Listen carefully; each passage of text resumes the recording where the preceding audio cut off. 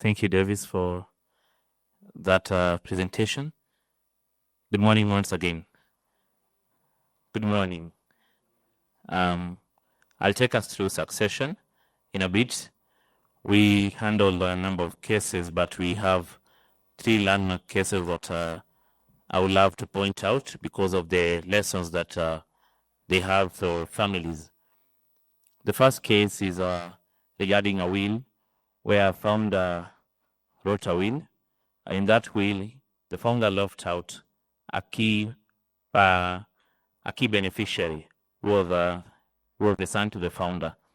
And the reason for leaving out this beneficiary, the founder stated that he had advanced money to that beneficiary to start a business while he was alive, and also that he had invited that beneficiary to take part or invest in the business and the family business, but the beneficiary refused.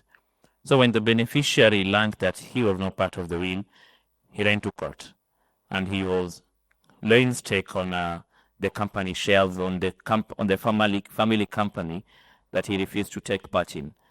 But the court observed that, number one, the will was not challenged because the founders, what the founder or what a testator puts in the will is on how they wish their property to be devolved.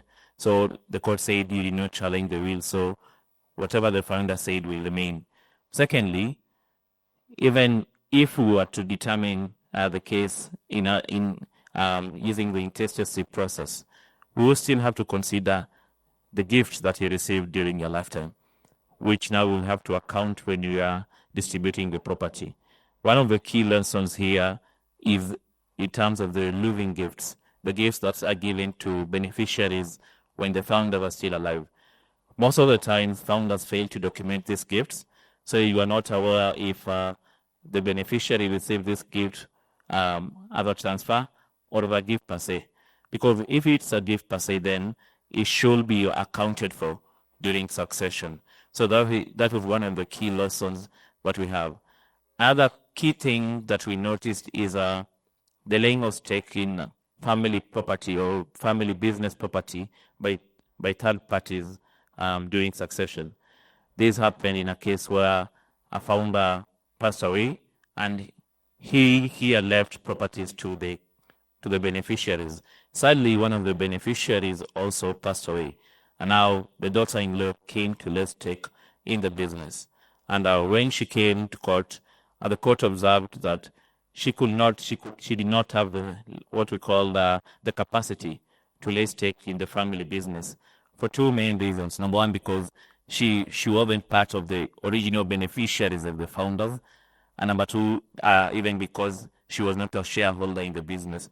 But some of these disputes, as we learned or in the lessons that we have, we realize that they can be easily resolved during lifetime by provision for succession.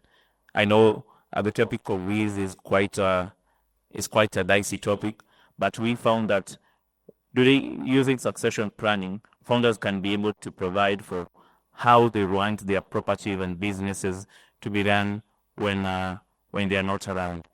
Secondly, we also found that corporate succession planning also helps identifying the structural leadership that you would like your business to take, the trajectory that you would like your business to take also helps limit these disputes.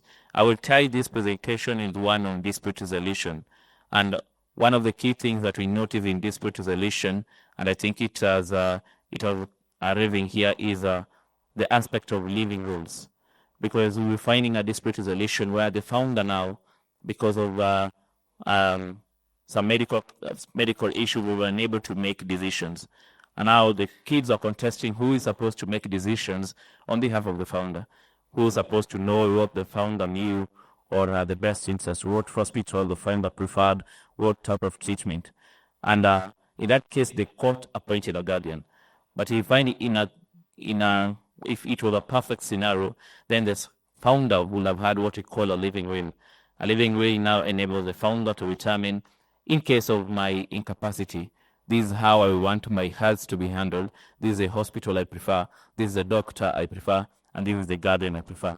I think my time is well spent, so I'll invite the next speaker, who is Amos, to take you through the next session. In case of questions, you can use the code and we'll address it as time comes by. Thank you.